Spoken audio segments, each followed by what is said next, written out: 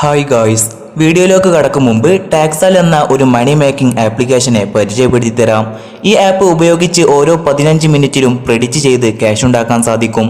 ഈ app install ചെയ്ത് register ചെയ്താൽ തന്നെ നിങ്ങൾക്ക് ഏകദേശം 20 രൂപയെങ്കിലും ബോണസായിട്ട് കിട്ടും. ഈ കിട്ടുന്ന 20 രൂപ വെച്ച് തന്നെ നിങ്ങൾക്ക് പ്രെഡിക്റ്റ് ചെയ്ത് തുടങ്ങാം. വെറും 10 രൂപ മാത്രമാണ് മിനിമം ഇൻവെസ്റ്റ്മെന്റ്. നിങ്ങൾക്ക് ഇതിലൂടെ പ്രെഡിക്റ്റ് ചെയ്ത് 90 രൂപയോളം നേടാൻ സാധിക്കും. അത് നിങ്ങളുടെ ബാങ്ക് അക്കൗണ്ടിലേക്ക് ട്രാൻസ്ഫർ ചെയ്യാനും വളരെ എളുപ്പമാണ്. ഈ ആപ്ലിക്കേഷന്റെ ലിങ്ക് ഡിസ്ക്രിപ്ഷനിലുണ്ട്. Check it out.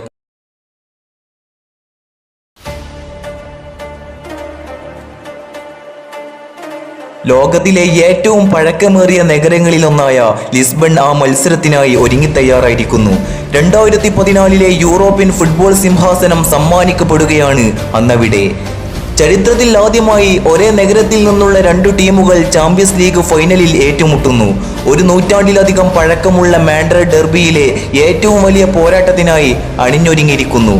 പോർച്ചുഗൽ തലസ്ഥാന നഗരി എസ്റ്റാഡിയോ ഡാലോസിന്റെ സ്റ്റേഡിയം മാഡ്രിഡ് ടീമുകളുടെ ശക്തി പ്രകടനത്തിനായി കാത്തിരിക്കുന്നു. അത്ലറ്റിക്കോ മാഡ്രിഡിനത് തങ്ങളുടെ 111 വർഷം നീണ്ട ചരിത്രത്തിലെ ഏറ്റവും വലിയ പോരാട്ടമാണ്.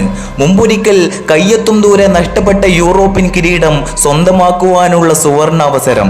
റിയൽ മാഡ്രിഡിനെ സംബന്ധിച്ച് നോക്കുകയാണെങ്കിൽ നഷ്ടപ്രതാപം തിരിച്ചു പിടിക്കാനുള്ള വലിയ അവസരമാണത്.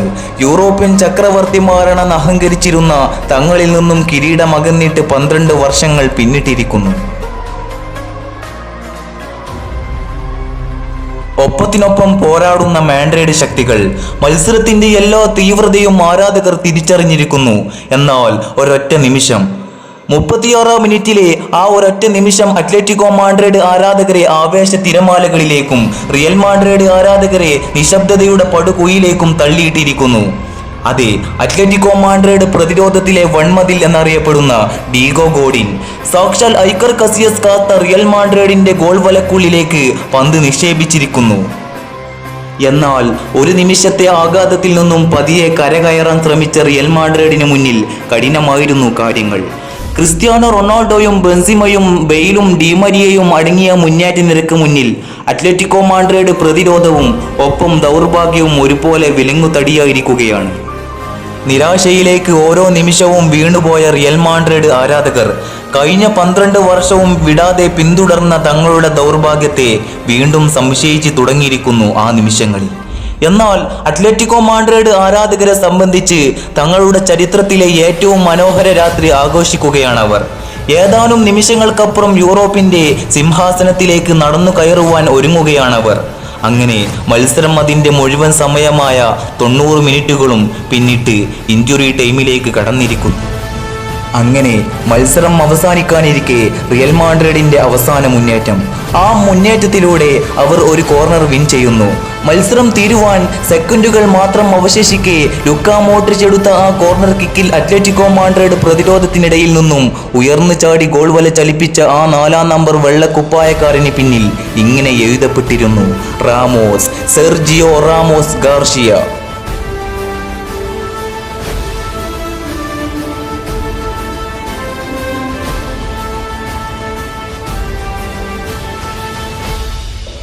മത്സരത്തിന്റെ അവസാന വിസിൽ മുഴങ്ങും വരെയും റിയൽ മാഡ്രിഡിന്റെ പ്രതീക്ഷകൾ അസ്തമിക്കുന്നില്ല എന്ന് സ്വന്തം ആരാധകരെയും എതിരാളികളെയും ഒരുപോലെ ഓർമ്മിപ്പിക്കുകയായിരുന്നു റാമോസ് അന്നവിടെ.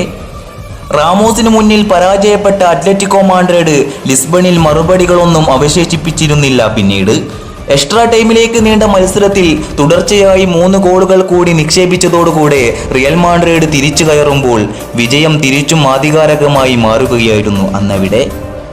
ദൗർഭാഗ്യത്താൽ നഷ്ടപ്പെട്ടുവെന്ന് വിധിയെഴുതിയ ചാമ്പ്യൻസ് ലീഗ് കിരീടം 12 വർഷങ്ങൾക്ക് ശേഷം റിയൽ മാഡ്രിഡ് തിരിച്ചു പിടിക്കുകയായിരുന്നു സെർജിയോ റാമോസിലൂടെ.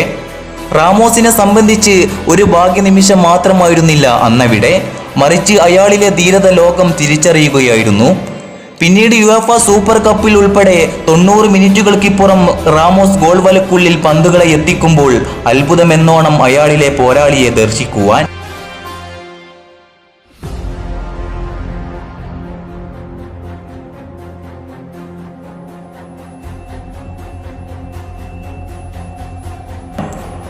തങ്ങളുടെ സ്വപ്നങ്ങൾ തകർക്കുന്നവന് ഏതൊരു സമൂഹവും ആദ്യം കൽപ്പിച്ച് നൽകുന്നൊരു പേരാകും വില്ലൻ എന്നത്. റിയൽ മാഡ്രിഡിന് മുന്നിൽ വരുന്ന ഓരോ എതിരാളികളുടെയും സ്വപ്നങ്ങൾ തുടർച്ചയായി തകർക്കുന്ന റാമോസിനും എതിരാളികൾ നൽകുന്ന പേര് മറ്റൊന്നുമല്ല, അതെ, വില്ലൻ തന്നെ. എന്നാൽ റിയൽ മാഡ്രിഡ് ആരാധകരെ സംബന്ധിച്ച് റാമോസ് തങ്ങളുടെ ഹീറോയും നേതാവുമാണ്.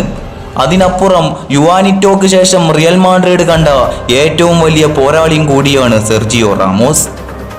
റാമോസ് കളത്തിലുള്ള ഓരോ നിമിഷവും അവർ ആഘോഷിക്കുന്നു.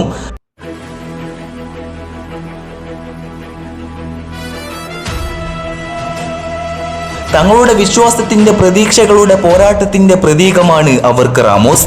അയാൾ കളത്തിലില്ലാത്ത ഓരോ നിമിഷവും റിയൽ മാഡ്രിഡ് തിരിച്ചറിയുന്നു ആ വിടവ് എത്രത്തോളം ഉണ്ടെന്ന്. റിയൽ മാഡ്രിഡിന്റെ വിജയങ്ങളെ അത്രത്തോളം തന്നോട് ചേർത്ത് നൽകിയിരിക്കുന്നു സെർജിയോ റാമോസ്.